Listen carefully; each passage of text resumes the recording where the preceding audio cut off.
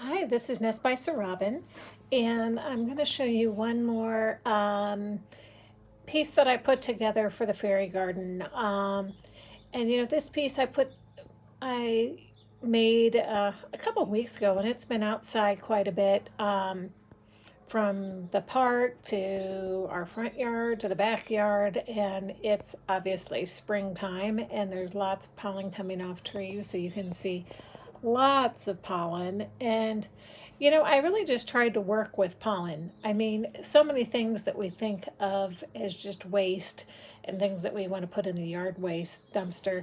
And it can really help you instead of going to Michael's or Hobby Lobby to buy, dried plants. Um, you can just work with it. So this basically for this little spot. So this piece of wood I found in the park. Loved it. Loved that it kind of stood up on its own. I'm turning this around for you.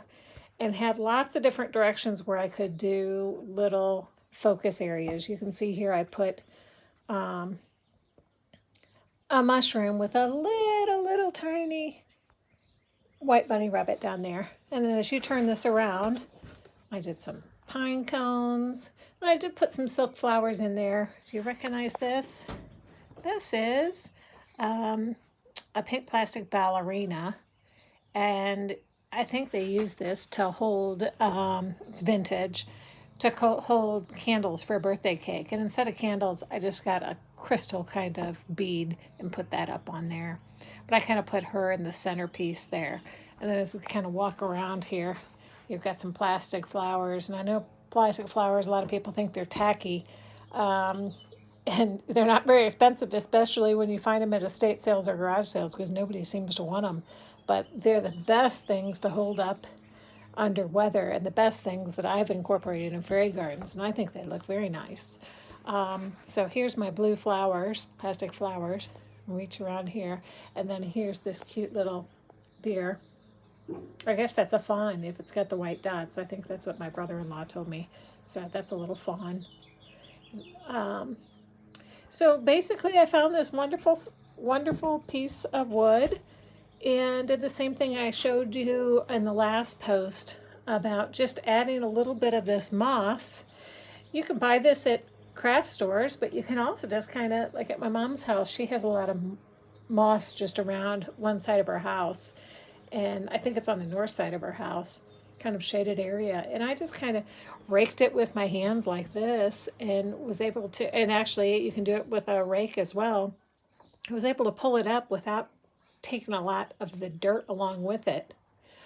I would think that, so it's just perfect to put in your crafts. It may lose its color eventually, but I don't keep things the same for very long. I would swap it out anyway. So anyway, that worked right in there. I put a little moss. I had some extra pollen, put that there.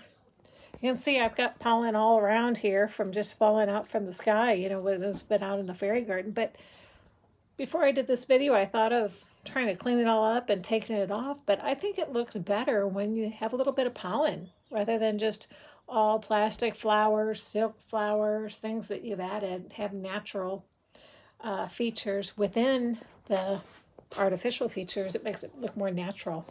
And so I left that there for you. And then I added some little flowers you'll see here. Just a little variety. Get a little height. So I have the low flowers here. And then I have a little higher.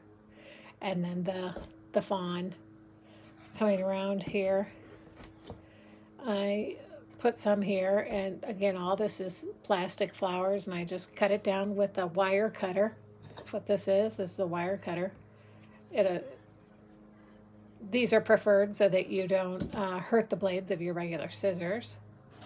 And I believe I already showed a YouTube of how to make these mushrooms. But these mushrooms are actually made out of bakeable clay, and they're very easy to do.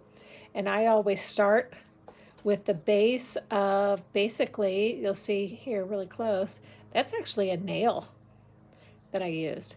And I wrapped around, you can also use screws. I just took a nail or a screw and got Sculpey clay and wrapped around it for the stem. and then a bigger part for the top. You can either use the same color clay and then paint it later, because it is bakeable clay that you can paint later, or you can just do it with 2 different colors.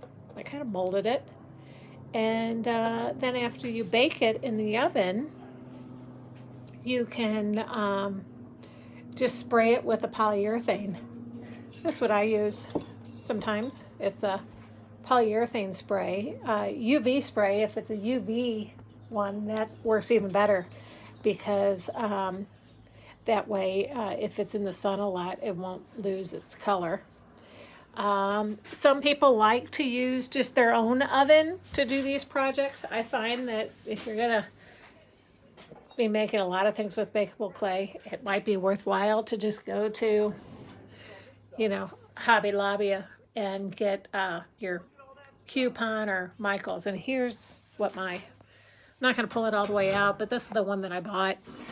I think I bought it at Joann's, actually. It's a polymer clay oven, and you can bake it in there, and I was able to do this just outside. So anyway, this is the feature that I have here, and I hope you're able to... Somebody's looking at the fairy gardens outside, so the dogs go kind of crazy. So I'm going to end this call, this video, and I wish you the best. And God bless, and enjoy your fairy gardening. Take care. Bye-bye.